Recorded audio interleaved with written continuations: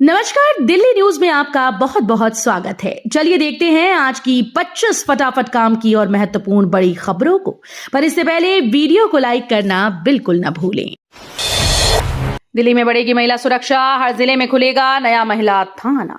दिल्ली में महिला सुरक्षा को मजबूत करने के लिए पुलिस अब हर जिले में एक महिला थाना खोलने की तैयारी कर रही है। पुलिस आयुक्त सतीश गोलचा ने सभी 15 जिलों से इसकी रिपोर्ट मांगी। रिपोर्ट के आधार पर प्रस्ताव मंत्रालय को भेजा जाएगा और हरी झंडी मिलते ही राजधानी में 15 महिला थाने खोले जाएंगे।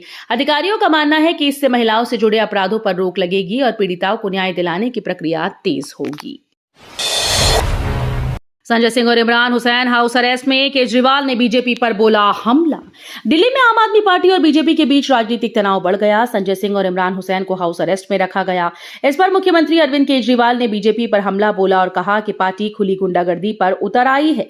राजनीतिक गलियारों में इस घटना को लेकर बहस तेज हो गई। विपक्षी नेताओं ने भी इस कार्रवाई की आलोचना की, जबकि प्रशासन ने सुरक्षा कारणों का हवाला दिया।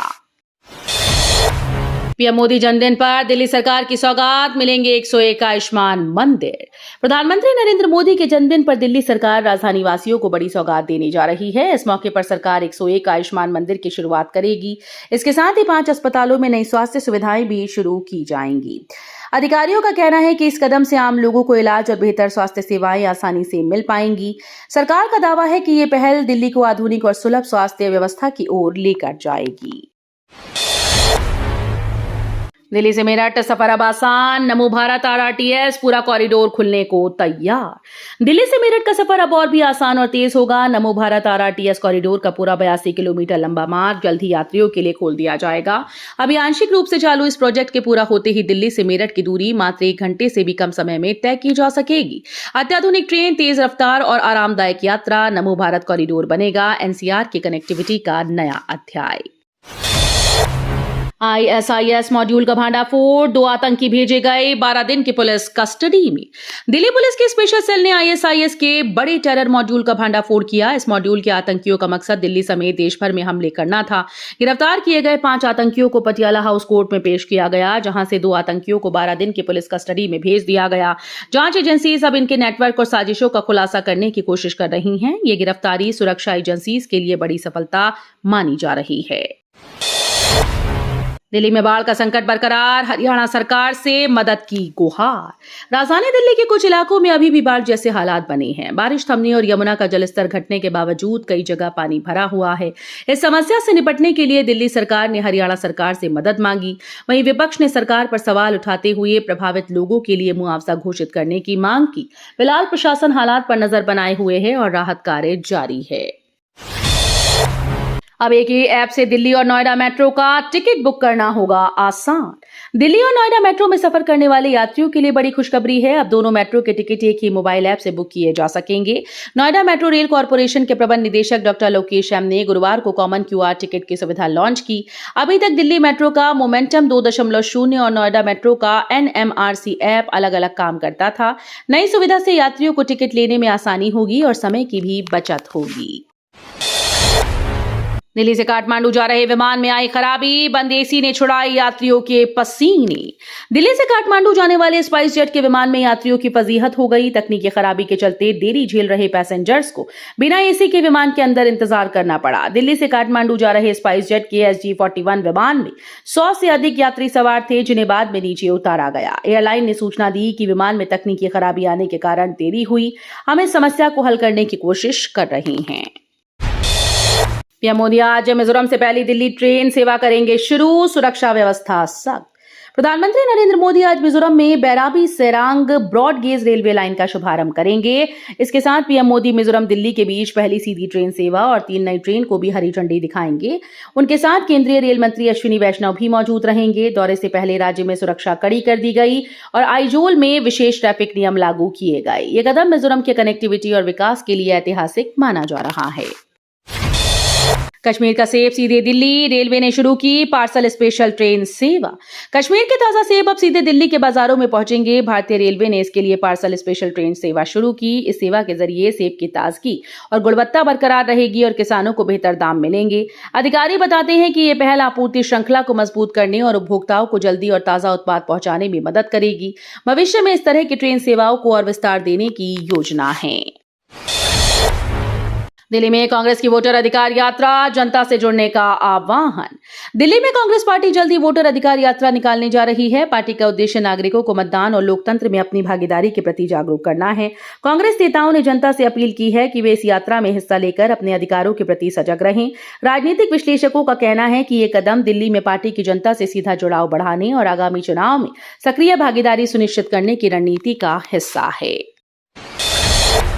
दिल्ली एनिमल वेलफेयर बोर्ड ने रेबीज नियंत्रण और पेट शॉप्स पर कड़े फैसले किए। दिल्ली एनिमल वेलफेयर बोर्ड की ताजा बैठक में जानवरों की सुरक्षा को लेकर बड़े फैसले लिए गए। बोर्ड ने रेबीज नियंत्रण के उपायों को और सख्त करने और पेट शॉप्स पर निगरानी बढ़ाने का निर्णय किया। अधिकारियों का कहना है कि इससे राजधानी में जानवरों के स्वास्थ्य और कल्याण में सुधार आएगा। इसके साथ ही बोर्ड ने पेट शॉप्स और पालतू जानवरों की देखभाल के नियमों का उल्लंघन करने वालों के खिलाफ कड़ी कार्रवाई करने का निर्देश दिया। निर्वाचन आयोग जल्द लेगा फैसला, देश भर में शुरू हो सकता है एसआईआर अभियान।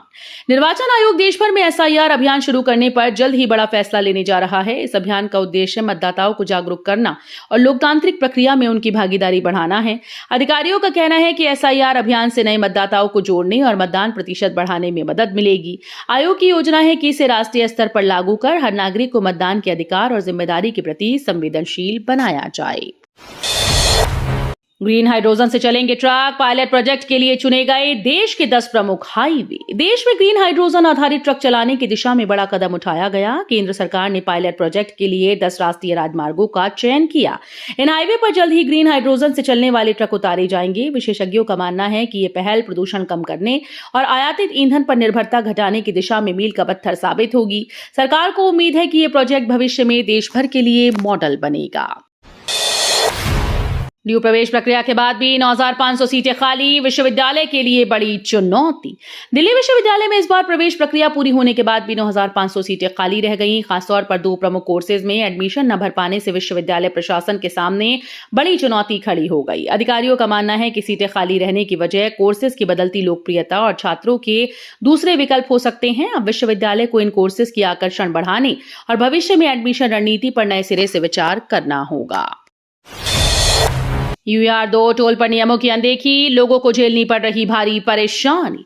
दिल्ली के UER-2 टोल प्लाजा पर नियमों की अनदेखी से लोगों की मुश्किलें बढ़ गईं। रिपोर्ट में सामने आया कि टोल पर तय नियमों का सही पालन नहीं हो रहा, जिससे यात्रियों को घंटों लंबा जाम और देरी झेलनी पड़ रही है। रोजाना सफर करने वालों का कहना है कि सुविधा के नाम पर तो वसूली होती है, लेकिन बुनियादी इंतजाम नदारद।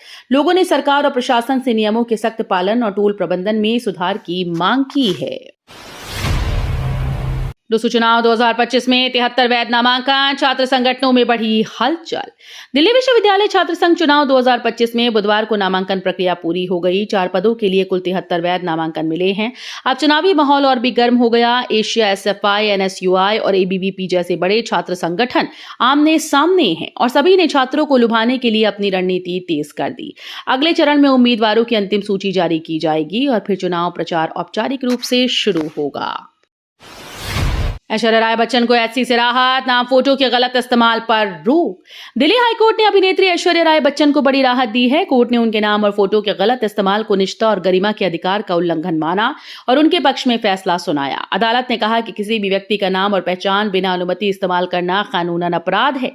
ये फैसला सेलिब्रिटीज की इमेज और पर्सनल राइट्स की सुरक्षा के लिहाज से बेहद अहम माना जा रहा है। कांग्रेस नेता ने नेपाल प्रदर्शन को अन्ना आंदोलन जैसा बताया, बोले दोनों ही षड्यंत्र।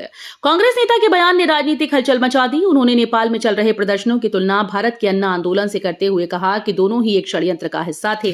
नेता का यह बयान सामने आते ही विपक्ष ने कांग्रेस पर तीखा हमला बोला, जबकि सोशल मीडिया पर भी इसे लेकर बहस तेज हो गई। विशेषज्ञों का मानना है कि ये टिप्पणी आने वाले दिनों में बड़ा राजनीतिक विवाद खड़ा कर सकती है। पतंजलि ने च्यवनप्राश विज्ञापन पर रोक के खिलाफ HC में दायर की याचिका। पतंजलि आयुर्वेद ने च्यवनप्राश के विज्ञापनों पर लगी रोक के खिलाफ हाईकोर्ट का दरवाजा खटखटाया। कंपनी की ओर से दायर याचिका पर सुनवाई के दौरान जज ने विज्ञापनों से अपमानजनक और आपत्तिजनक पंक्तियां हटाने को कहा।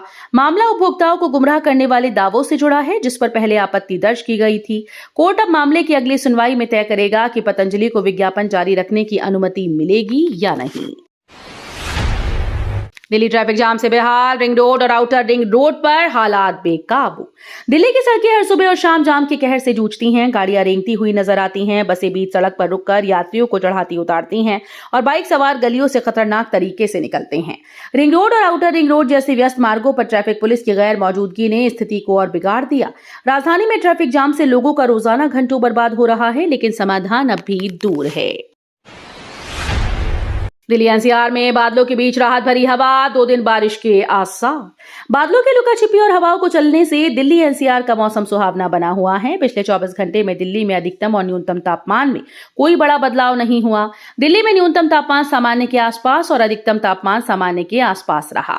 न्यूनतम तापमान 24.5 डिग्री सेल्सियस दर्ज किया गया। अधिकतम 33 से 34 डिग्री के बीच रहने की उम्मीद है।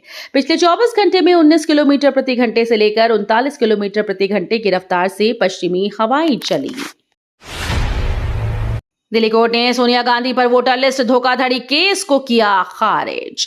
दिल्ली के राउज एवेन्यू कोर्ट से कांग्रेस को राहत मिली है। सोनिया गांधी के खिलाफ वोटर लिस्ट में कथित धोखाधड़ी के मामले में अपना फैसला सुनाया है।